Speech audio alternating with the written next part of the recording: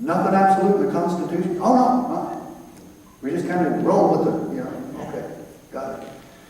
And I'm going to show you how that's a lie. I'm going to show you the evidence how that is a lie. But they have to say that. Why? Because they violate it all the time. If it was the law, they'd be violating the law. They'd be admitting that they were criminals. So, of course, they say it doesn't apply to them. They have to.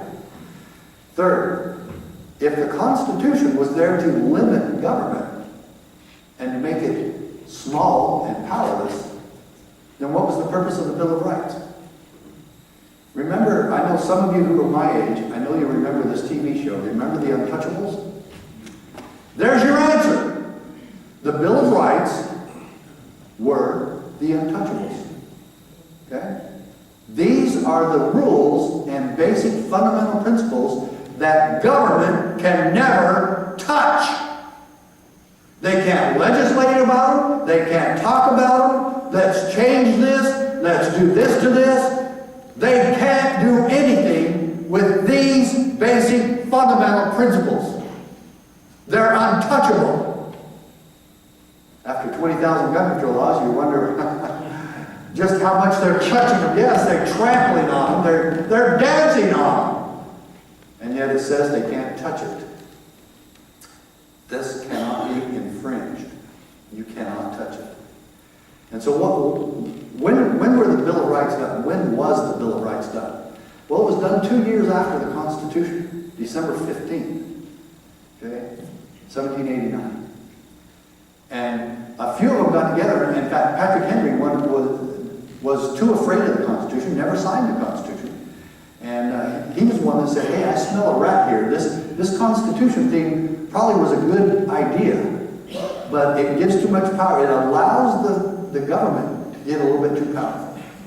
And so he says, we need a Declaration of Rights. George Mason was another one, totally agreed with this. And then some of the founding fathers said, oh man, you, George and Patrick, you guys are just right-wing radicals.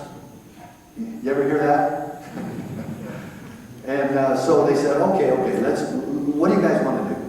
And so they said, let's just get together and let's make a Declaration of Rights that government can never mess with at all.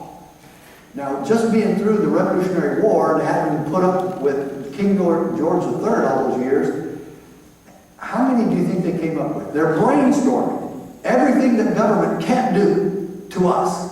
Okay? How many would we come up with today? If we had a chance right now to list all the things that government could never do again to us. Well, they came up with 189. I'll bet we could top that today, couldn't we? And then they dwindled them down to 12. And the real power at that time, the states ratified 10, known as the Untouchables. And there's more than 10 principles in there, isn't there? Because in the Fourth Amendment, there's several. In the first one, there's 5. That they can make no law. Congress shall make no law. Now, there's some constitutional scholars that said they should have put a period right there. Instead, there's a comma. There's a comma there, and it says, regarding an establishment of religion. So they can't make any laws about religion. So how is it that they get to require by law that churches become 501c3? That ain't right. And there's no church that should be doing it. I'll tell you that right now. And I'll tell you right now, mine does. And it really bothers me. And we've got a lot of work to do. Okay, then after that, the first one also discusses freedom of the press, freedom of speech, the right to peaceably assemble, and to file grievances against government. We have those rights, 5 of them. The very next one, the Second Amendment. And my son, when he was in 8th grade, had his government teacher tell him that guaranteed the right of our Army and National Guard to keep and bear arms, because that's what the militia is. Why did she lie to my son? We had to have us a little teacher-parent conference after that. So I could teach the teacher what the word militia means and where it came from and what its reference in the Second Amendment was about, and it's also referenced in Article 1, Section 8 of the Constitution. then you can also define militia in the U.S. Code. And it's every able-bodied citizen. And a militia, if you look up even today, is comprised of citizen volunteers. And what did the Founding Fathers say about the militia? George Mason, Richard Henry Lee, said the militia, when properly formed, are the people themselves. And Mason added, to disarm the people is the best and most effectual way to enslave them. Enslave them. Anybody see a recent movie, a musical? I really love musicals and plays. And I've seen both. The play and the movie, Les Miserables. Do you hear the people sing? Can you hear the people sing? Singing the song of angry men. It is the music of a people who will not be slaves again. And yet George Mason, one of our founding fathers from Virginia, said if you allow yourselves to be disarmed, you will become slaves.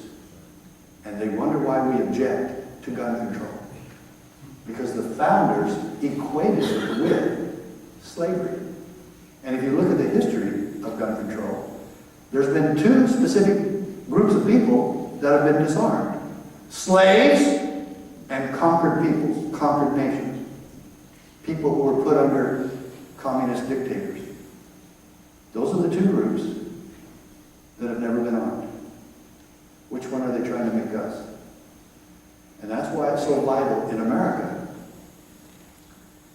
that we understand gun control is against the law, because we, the people, are the militia. And we are the ones who have the ultimate say. Why would the Founding Fathers put the Second Amendment in the Constitution? Because they just fought this, some people call it a civil war, but because it was, well, anyway. The Revolutionary War, they just fought the Revolutionary War. Why? To gain their freedom and independence from King George III. They just did that. And how did they do it? Because Paul Revere showed us what the militia was. He called out us. He called out we the people. Get your assault rifles out of your closets and come and defend us against tyranny. And if we were to ever have to do that again, we would always have that capability, and that's what the guarantee in the Second Amendment is all about. It's not about target shooting, it's not about hunting, it is about we the people having the power to do what the Declaration of Independence says, that we are in charge of government, and once it becomes despotic and tyrannical, we possess all power to throw off such government. We can never do it.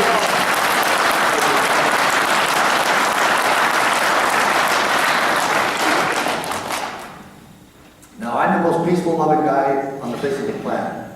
In 20 years of law enforcement, I never beat anybody up. I never slugged anybody. I never maced anybody. I never shot anybody. There was plenty of opportunities for beating people up. And I didn't want to get into that. And you know what, I would have if I had to. I had to tackle a few guys. I had to stop some bar fights, you know, and separate guys, or just go in and tackle, you know. Reminded me of my old football days, you know. I wasn't afraid to do it. I guess that's what a lot of cops think is fun, you know, sometimes. But I didn't want to bang my hand off of somebody's hard head, you know, cut your hand up, and then you have to go get the tetanus shots and all that. I don't want to do it. I'm a peaceful, loving man. I love America. And we can keep this peaceful. We can. I promise you. We've got to have local officials working with us to keep it that way. We can keep this movement effective, and we can keep it peaceful. And that's what I love about this whole message that I bring to you today. We can take back our liberty. We still can keep it peaceful. I have never advocated a call to arms. I just can't imagine how horrible and atrocious that would be. And when I see my grandkids and my children having to be a part of that, I get really motivated, big time, to come see you and say, we can do this peacefully. And now that's really the reason why I'm trying to work with sheriffs all across the country to make sure that happens. Right now, if you go to our website, you can see that there's about 350 to 500, depending on how you count that. But go to our website at cspoa.com. Stands for Constitutional Sheriffs Peace Officers Association. This is our effort at getting people involved and engaged in the freedom process, in the protection of the Constitution, and in a manner to keep this peaceful. If we work together on this, I guarantee you, we will. And that's what I'm thrilled about with the potential of all of this. Now, have you ever asked yourself a question? Who is it legally, lawfully, constitutionally, in our local, in our state, in our counties, in our cities, who is it that's supposed to protect, defend, and enforce the 10th Amendment? Who is it that's supposed to enforce state sovereignty? All of us.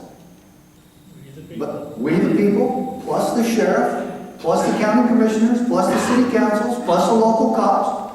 But the ultimate say in what is and what is not enforced in your county is the sheriff. And the book, The County Sheriff America's Last Hope, details that. Now, we love it that chiefs of police are on board too. And we're getting them. They're calling us. In fact, I need to tell you that one of the reasons we're still raising money is because we're going to have a convention in May. And do you know why we're having another CSPOA convention in May? Because Chief Larry Kirk from Missouri called, said he wanted to help us put one on in Missouri. I said, Chief, I can't turn that down. So he's working with us now to get sheriffs, and he knows and understands the power of the sheriffs. And they, you know, we want our chiefs and sheriffs working together, absolutely. We want deputies, we want county commissioners, we want you to attend this.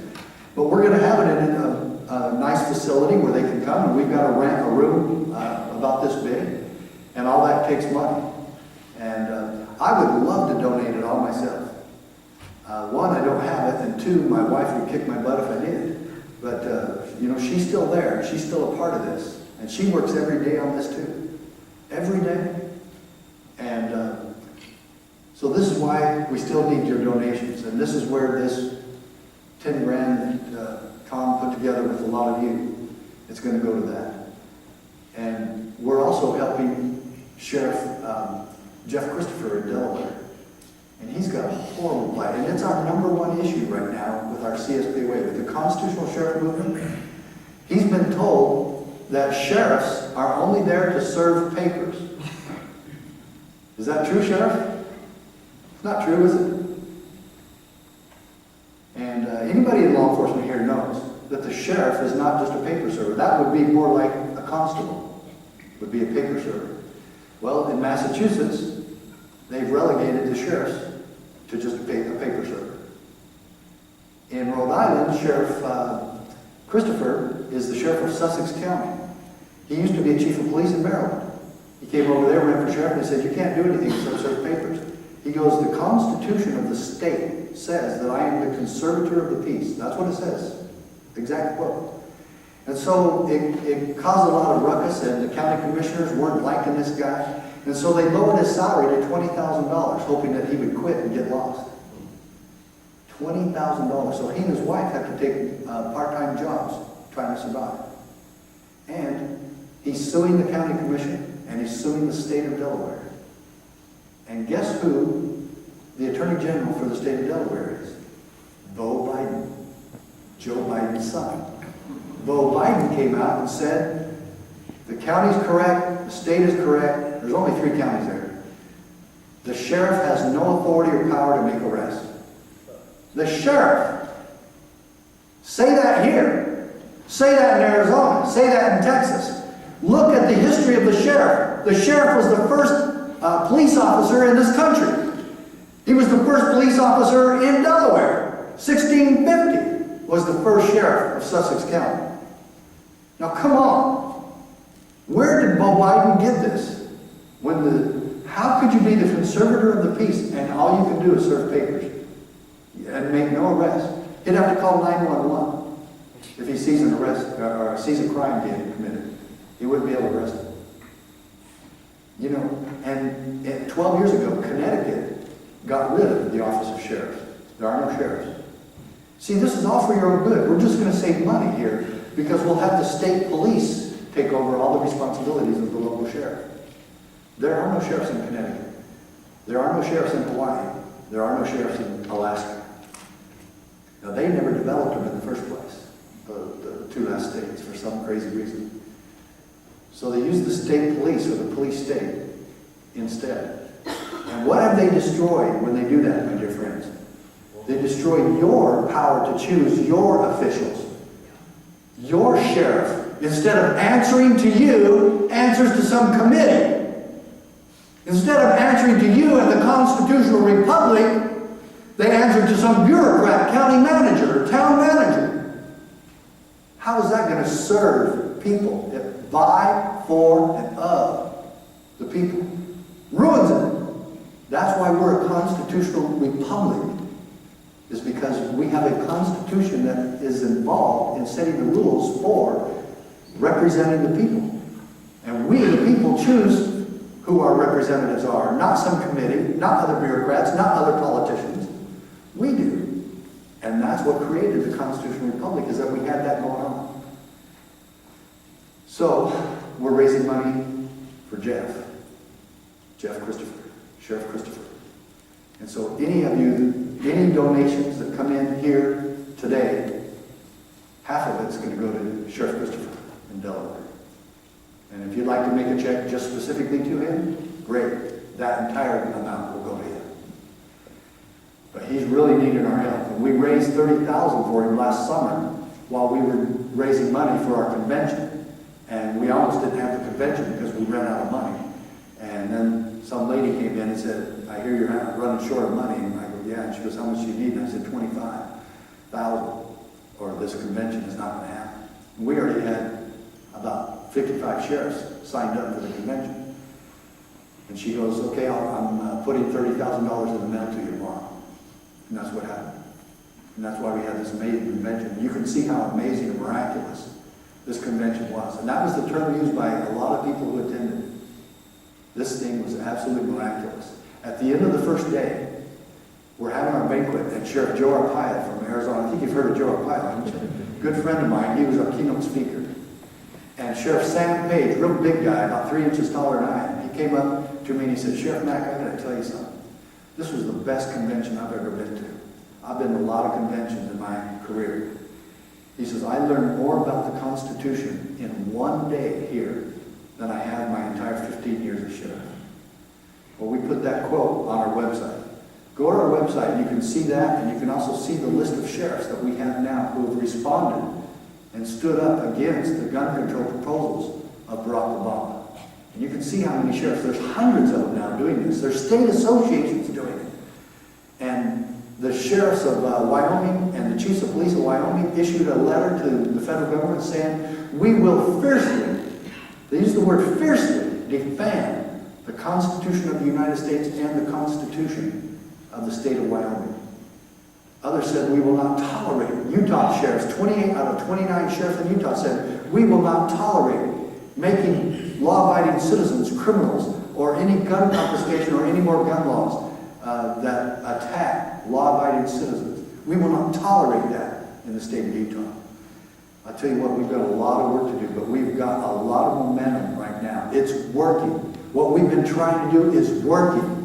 And do you want to see the evidence? We're going to show you the evidence. You know what you think about when you're lying here? You know you're going to die. You think, that's all right. You lived a long time. You had a family that loved you. You had a job that you thought made a difference, that you thought was honorable. And then you see this.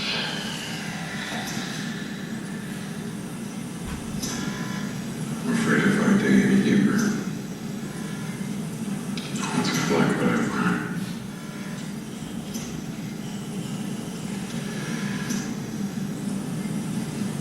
You took an oath. If you recall, when you first came to work for me, and I don't mean to the National Security Advisor of the United States,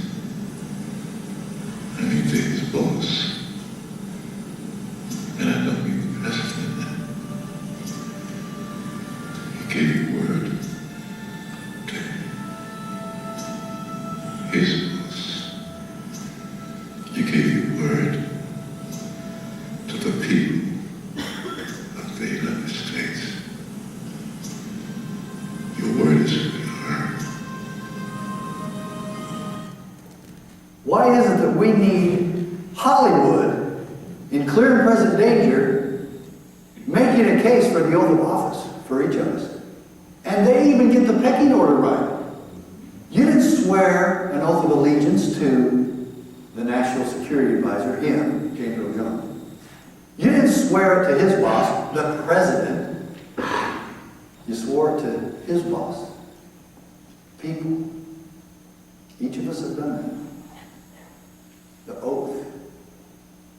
Do you know that you can't even take your job unless you swear an oath of allegiance to the Constitution? Why do we take that oath? Do any of you know? Well, I'll show you the evidence. There it is. The Founding Fathers required it. They put it in the Constitution. Article 6 of the U.S. Constitution says it right here. The senators and representatives before mentioned and the members of the several state legislatures and all executive and judicial, so all three branches, all officers of all three branches, whether it's state or local or federal, are required by the supreme law of the land to bear true faith and allegiance to the president. No.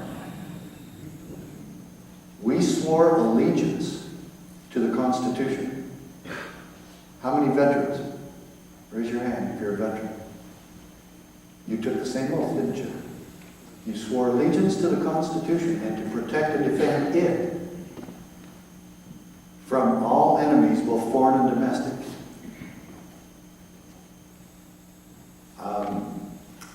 I said I wouldn't give my opinions, and it is my educated, investigative result of what I look at in our country.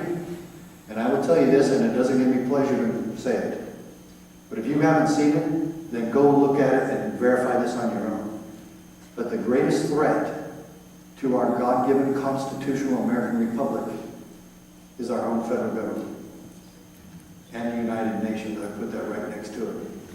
They want to save money. Do you want to save money? They're talking about this sequester joke that's going on. You want to save money? You want to be able to cut some things? First start with congressional salaries, the president's salary, the vice president's salary, and all department head salaries.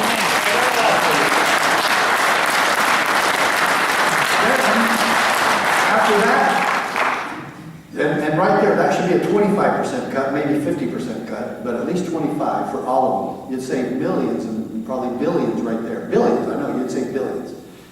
And then you cut off all funding to the United Nations. Okay?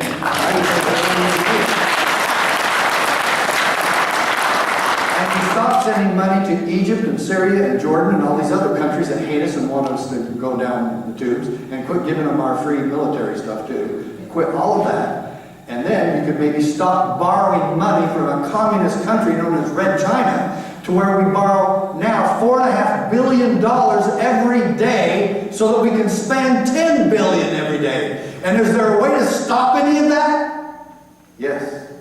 And we're going to continue to see the evidence. But first and foremost, we must keep this oath. And I think that's where we have gone wrong in America, no matter what level of government we are. There's another principle involved in this. This oath actually requires that we do one thing, and that's in the goal. You see the word? Interpose. This is what Madison and Jefferson, the two most constitutional scholars of their time, they wrote the Kentucky and Virginia resolutions, and Madison actually uses the word interpose. If we're really keeping our oath, we have to do that. There's no other way around it. Interpose, what does that mean? It's the doctrine and theory of interposition. When you interpose, you as a parent, you interpose on behalf of the child to protect the child. You put yourself in the way. That's interpose. You as sheriff or public official or governor or state rep, you interpose on behalf of the people. Let's read what Madison said is actually what our duty is. He said, start right above interpose. that state's legislature is duty-bound to interpose its power to prevent the federal government from victimizing its people. Now, that never happens, does it? So, if they come in here and they want to confiscate guns from law-abiding citizens, then local officials would be required to keep their oath. How? By interposing. I didn't say shoot. I didn't say kill. You know, you might consider arrest. You know, that'd be up to you guys. But that's what I would consider sometime or another. When we were trying to fix a bridge in Graham County where I was sheriff in 1995, we were trying to repair a bridge. The Army Corps of Engineers said we can't. That it was their bridge and their river and they were in charge of it. 10 months later, they still hadn't done anything to fix it. So the county commissioners voted unanimously just to fix it. Army Corps of Engineers came in and threatened to arrest all three of them. And then they said, well, we'll also arrest the people at the site, the workers. That just didn't sit well with me. So I called the Army Corps of Engineers in my office and I said, I'm a real peaceful guy. I get along with everybody. But I'm going to tell you right now, and I'm not bluffing, if you arrest anybody, I'm going to arrest you. If you make any attempt whatsoever to arrest the workers. They said, well, we're going to fine you $50,000 a day. I said, we're not paying any fines. We're not sending anybody to jail. But if you try it, I'm going to arrest you. Well, guess what happened? We fixed the bridge. We didn't pay a dime in fines, and everybody went home. Yeah.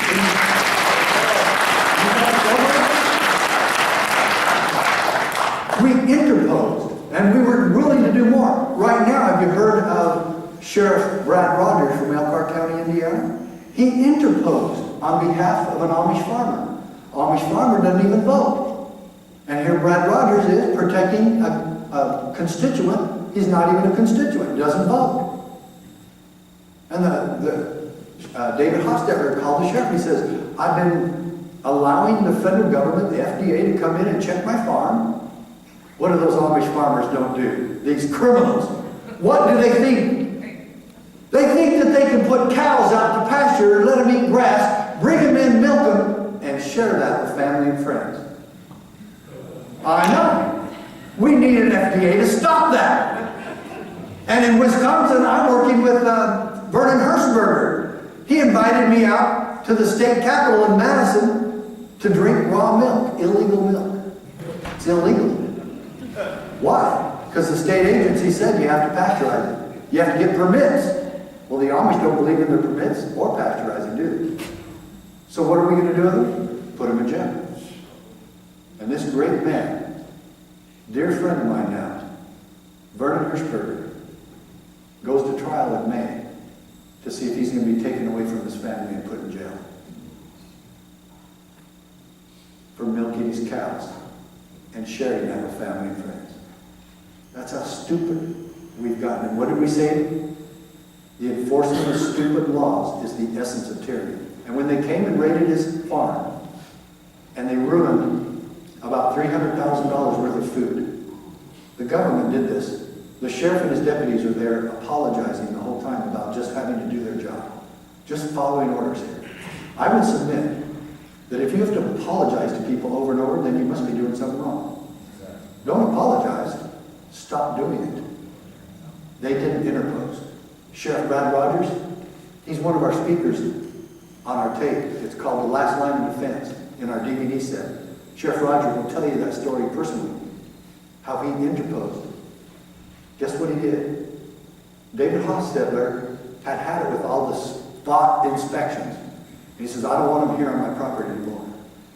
And so Brad Rogers put the federal government, put the FDA on notice and said, if you come back and bother this man again without due process and without a duly signed warrant, I'll arrest you for trespassing.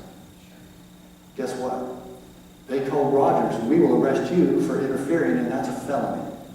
Rogers called me and he says, hey, we need to devise a response. Can you help me with this response? I said, sure. We devised the response, sent it back to him. 3 days later, David Hofstadter gets a certified letter in the mail that everything had been dropped.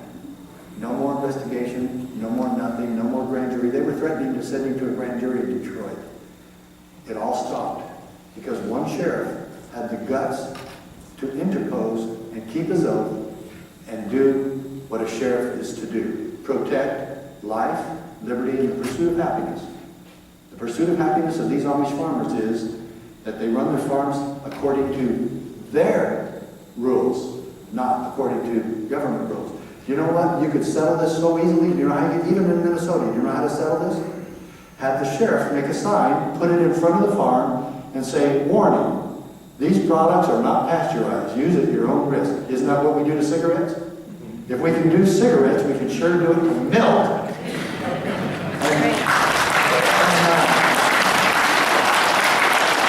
And the county doesn't get sued because, you know, the sheriff allowed this horrible milk to go out there. You want the most nutritious and health-wise product?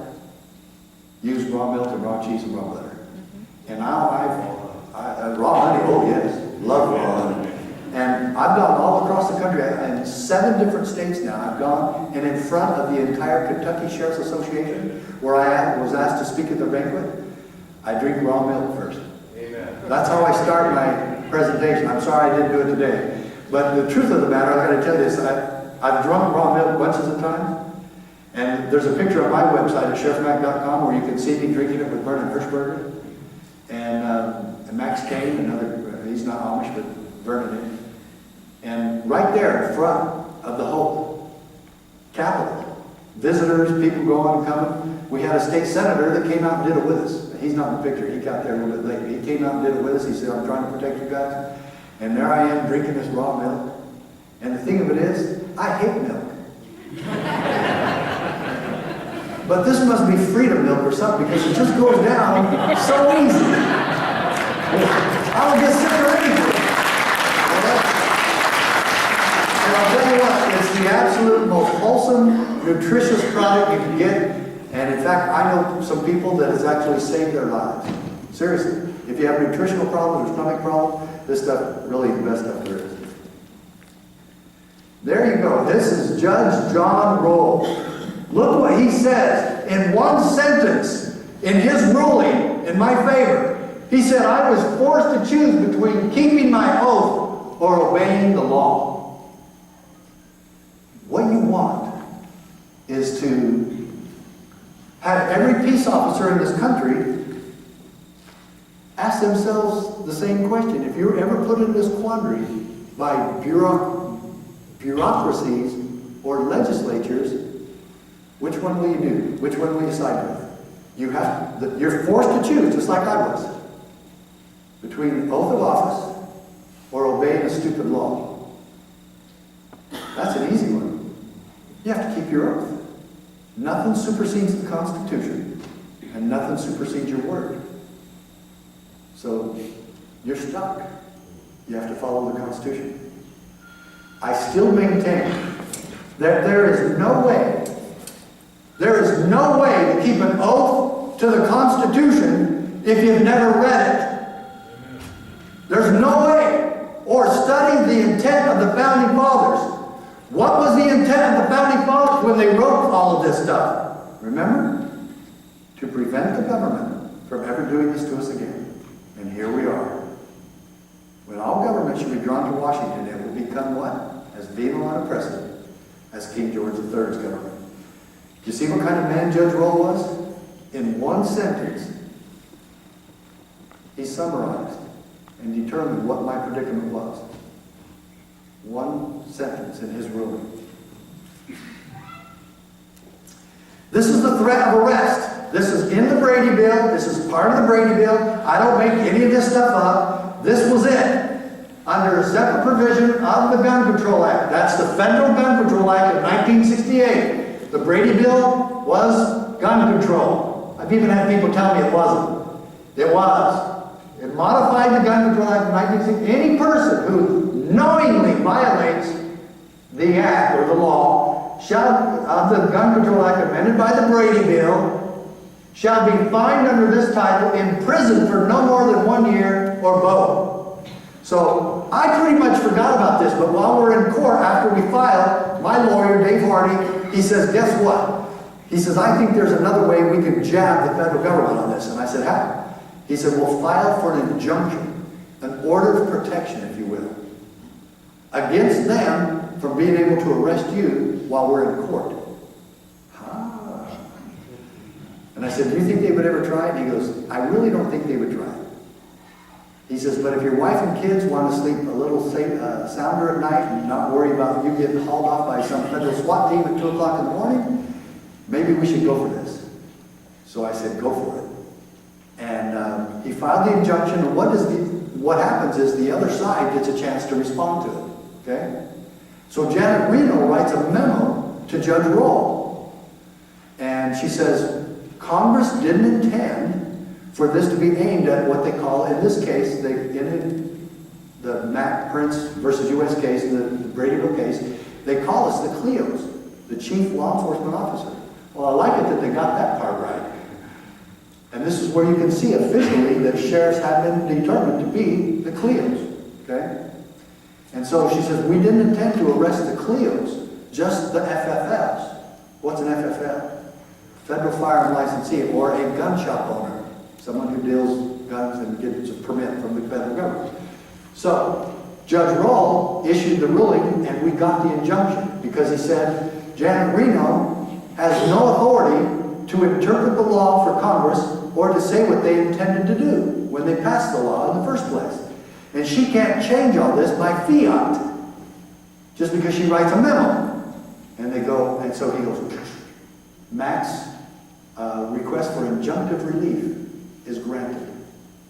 So I was the first person in history to get an injunctive order of relief against the federal government. And so if you really look at that, I kind of played with that a little bit. I looked at the historical significance of having that happen. And if you look at all the people, all the girls that ever sued Bill Clinton, even way back when he was a governor of Arkansas, I was the only person in history to sue him on a non-sexual matter.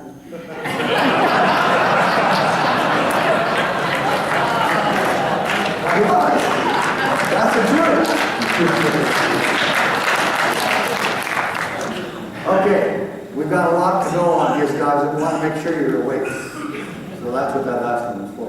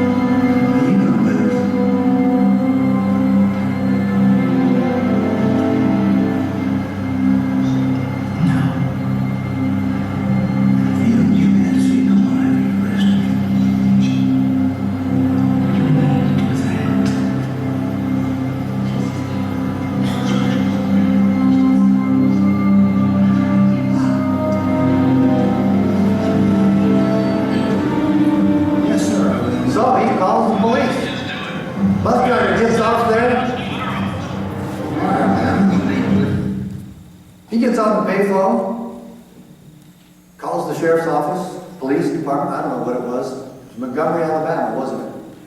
December 1st, 1955. An American citizen is arrested. Hey, you law enforcement officers, sheriff, could you imagine what her booking sheet said? Arrest, failure to give seat to white man. Yeah. She was fingerprinted, photographed, booked into a cell, bailed out the next morning. This was done to an American citizen who refused to get put to the back of the bus. Did we ever stop putting people at the back of the bus? How about today. Do we put gun owners at the back of the bus? Oh, heck yeah. Oh, man. Do we put Amish farmers at the back of the bus? Do we put landowners at the back of the bus? People who just want to be left alone, do we put them at the back of the bus? We never stopped. We just go from one group to the other. But I think that there's some real significance to this story, and let me tell you what it is. We should have never heard of Rosa Parks. Not because her story wasn't amazing. I think it was the most amazing story ever. I think she was amazingly courageous. No matter what you think of her. And some people said, oh, she was a communist, oh, this whole thing was set up. I don't care. She still could have been lynched. No matter how this went down, she still could have been lynched. This could have been a real problem. Regardless of any of that, it's still an amazing story. Because it was a peaceful process. It was somebody standing for their own liberty and that of others. But I'm still saying we should have never heard of Rosa Parks. Why? Because we should have heard of the constitutional oath keeper, peace officers that went there and instead of escorting her home, arrested her. That's what we should have heard about. We should have heard about a sheriff getting on there and interposing on her behalf. Now, ask yourself this question. To every sheriff, to every peace officer, to every public official, ask them, if you were called back in time, right now, knowing what we know now about equality and fairness and liberty and God-given rights and American ideals that we all believe in, if you were called back into time, December 1st, 1955, 7 o'clock in the evening, Christmas music going on in the background, and you were supposed to handle this call, what would you do? A true oath keeper, a true constitutional sheriff, a CSPOA sheriff or cop would have got on that bus, and I would say maybe the sheriff, because he wants to handle this tense situation himself, takes a deputy with him, walks up on the bus, walks up to Mrs. Parks and says, ma'am, just what seems to be the problem here, ma'am? And Rosa Parks, really scared, takes a big gulp and looks up and goes, why can't we just be left alone? And this good, honest sheriff sits down next to her, reaches his hand over and shakes her hand and says, ma'am, what you did here today really took a lot of courage, and I admire you for it. And it would be an honor for my deputy and me to escort you home safely. And they do. And then they talk to Mr. Parks. Mr. Parks, do you have a gun in the home? Well, yeah, I do, Sheriff. Is it loaded? Well, of course it is. It doesn't do you any good if it's not. And the sheriff goes, good.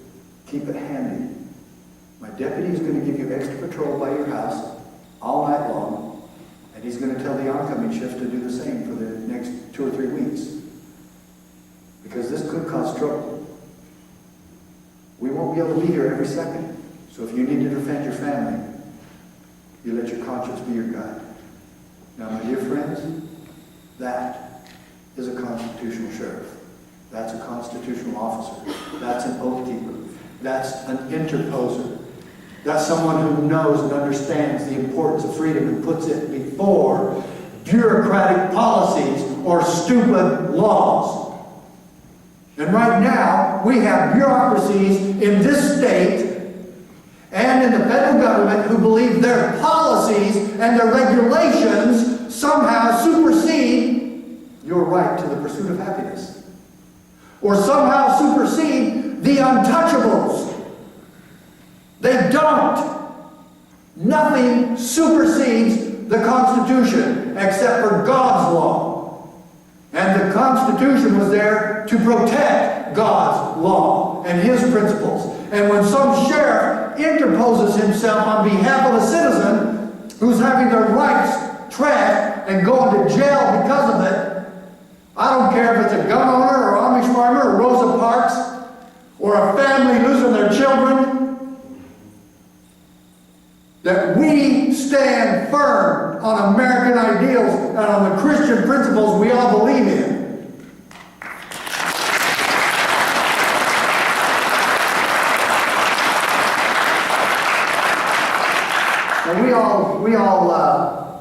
know about the IRS. Well, Ronald Reagan said something about the IRS. He said, our federal tax system is, in short, utterly impossible, utterly unjust, and completely counterproductive.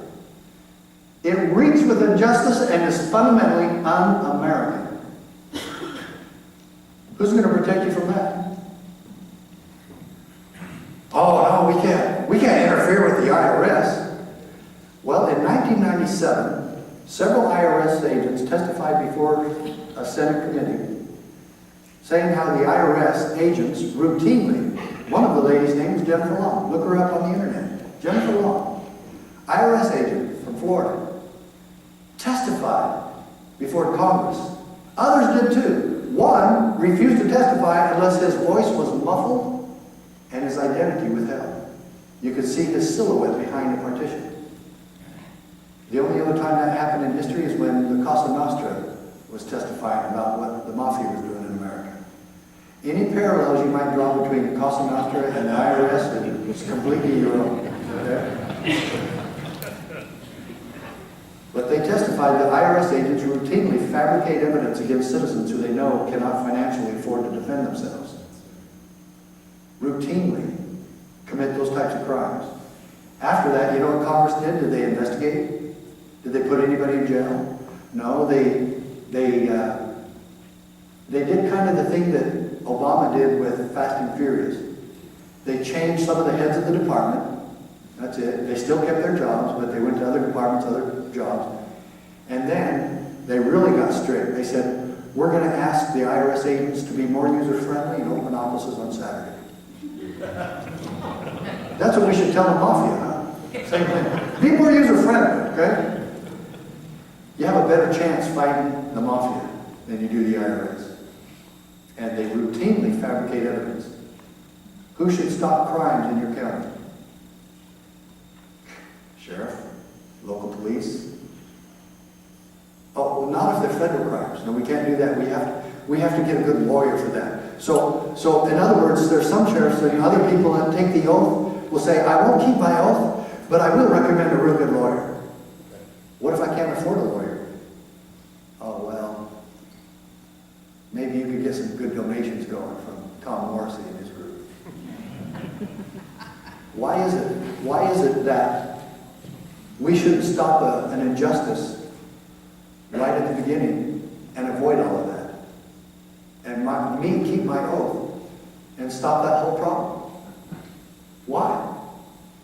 I swore to uphold and defend the Constitution. If somebody's violating, especially the untouchables in my county, I can't do anything about it. I shouldn't do anything about it. It's not my job to keep my oath. Well, I'll protect you from the street gangs, but I won't protect you from the federal gangs. Which one gives you a fighting chance, man? Okay, this is the first big quote from Justice Scalia in the Mack Printz case. I say big, it's very short, isn't it? We have held, however, that state legislatures are not subject to federal direction. Don't you wish your state legislature knew that? And if the state legislature is not subject to federal direction, does that mean the county legislature is? How about the city legislature? Are they subject to federal direction? Couldn't be if this was true. And it is true. And guess what? Scalia also clarifies that later. He said the political subdivisions, the states or the political subdivisions, all of this that I'm going over now, and including the quote from Judge Roll about me having to choose, is all in this little booklet. It takes about 12 minutes to read this. And you'll want to read it over and over. It is so powerful. If we're not subject to federal direction, then that means the top executive of the federal government can't tell us what to do. Who would that be? Right now it's Barack Obama. I don't care who the president is. I don't care if it's George Washington himself. He still has no authority to tell the states what to do. Done. It's right here. I didn't make this up, folks. Because they were only given discrete and enumerated powers, and to control every facet of our lives here in the state of Minnesota, it's not their business. It's not their job. They're stealing power that they do not constitutionally have. Who should stop that? Them? Do you really believe this propaganda that they put out that the supremacy clause granted the federal government carte blanche and that they're the only entity in government that can decide the breadth and scope of their own authority and power? And negate the entire checks and balance system of the Constitution? That would mean that the Founding Fathers were all in violation of their own Constitution. And if you see the intent and understand what they were trying to do, you'll understand that the Supremacy Clause does not grant carte blanche to the federal government, but it says strictly that anything they do will become supreme if they follow the Constitution. It says all laws made in pursuance of the Constitution. Then they have some supremacy, but they haven't followed the Constitution in decades. So they have no supremacy, because they have not kept the rules. But to think that that would happen, that the federal government is its own judge of its own authority, would be absurd and ridiculous, and would negate the whole Constitution of checks and balances. So the United States Congress can't tell us what to do. The federal government can't tell us what to do, and the President and Congress are a part of the federal government. Then how did the EPA or FDA get the authority to tell us what to do? Bureaucratic policies do not supersede the Constitution. But we've allowed it, haven't we? How do we stop it? It is incontestable that the Constitution established a system of dual sovereignty. Now, some people argue about that, but it would be like parents sharing sovereignty, sharing the responsibility of the power of the home. Mom and Dad share that. We share it a little bit with the federal government. I can understand this, but Scalia makes a mistake here, and it's a documented mistake. But he kind of comes back and corrects it. He doesn't say he's correcting it, but he does. Although the states surrendered, I surrender, when the states formed the federal government. And that's a key issue right there, isn't it?